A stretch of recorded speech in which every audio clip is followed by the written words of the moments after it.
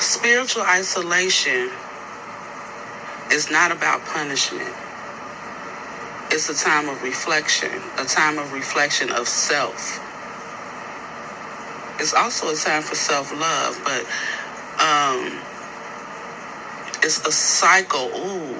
It's a time of self-reflection, and it's a time where there should be a cycle of self-love and self-reflection happening in your life.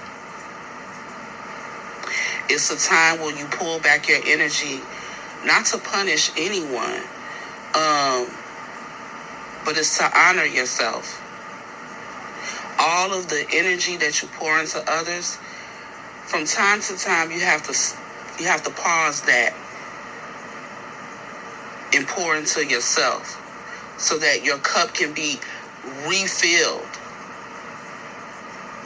You know? And I'm not talking about blessings and abundance outside of yourself that's bestowed by the Most High. I'm talking about how you bless yourself, how you respect yourself, how you love yourself. That is what the Hermit period is, for. That is what isolation is all about. It has nothing to do with another person, another soul. Even some of the things that you need to heal and recover from during isolation. The focus on all of those lessons that you're healing from, because that's what happened. You encounter some lessons, okay? Those lessons are what you should be focused on. Your pain, your hurt that was triggered by a particular behavior, action. Don't focus on the person that the divine used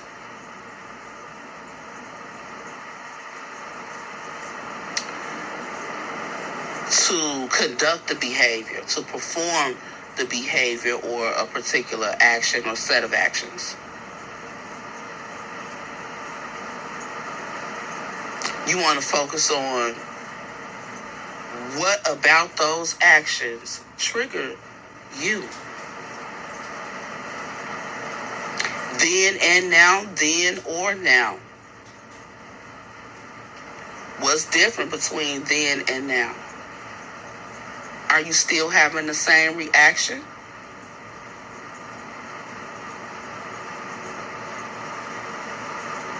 Or are you learning to look at what is the emotion or what is the motivation? What is the catalyst for the emotional response that you had or that was triggered in you? However you want to perceive it, okay?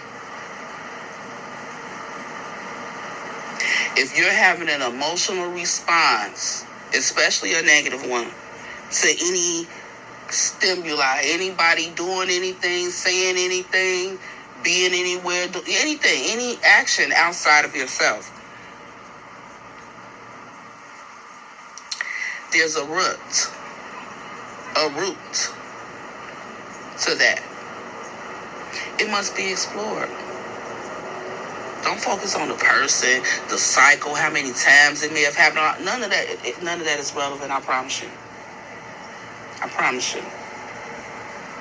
Even if you're talking about behavior from another person, even cycles of behavior from another person, if you're enduring cycles of any mistreatment or undesirable behavior, I'll say, from another person,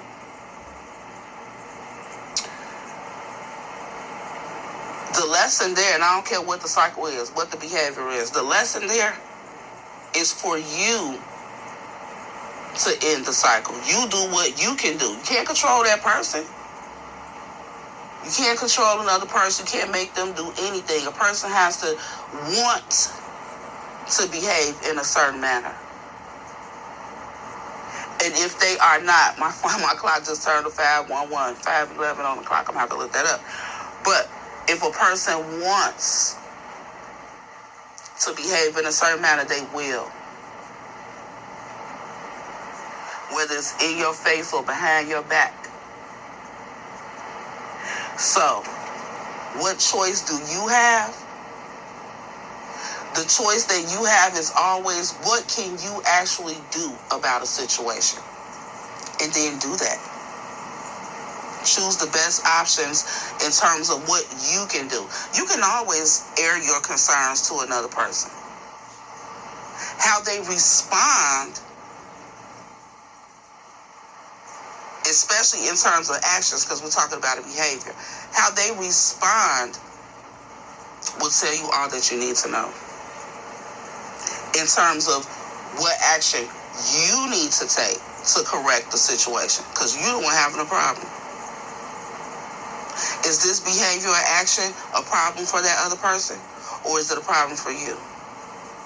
If it's a problem for you, but you're not the person if you were performing a behavior, you could just stop doing it if it was a problem for you.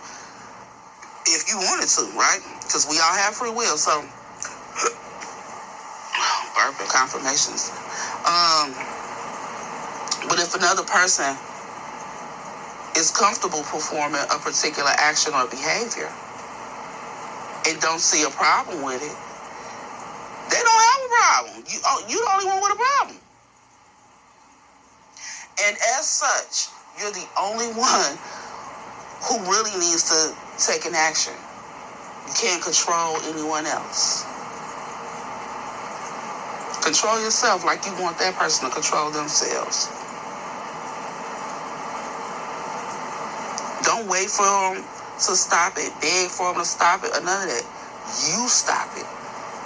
You stop giving your energy to a situation that is negatively affecting you.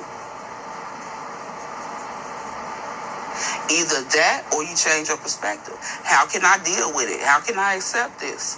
How can I now allow this to negatively affect me? If there's no way you can figure out to accept that behavior, whatever, so that you won't have that negative reaction to it, the only other option is to remove yourself. To not allow the behavior or the action to even be in your energy, to affect you, right? Period.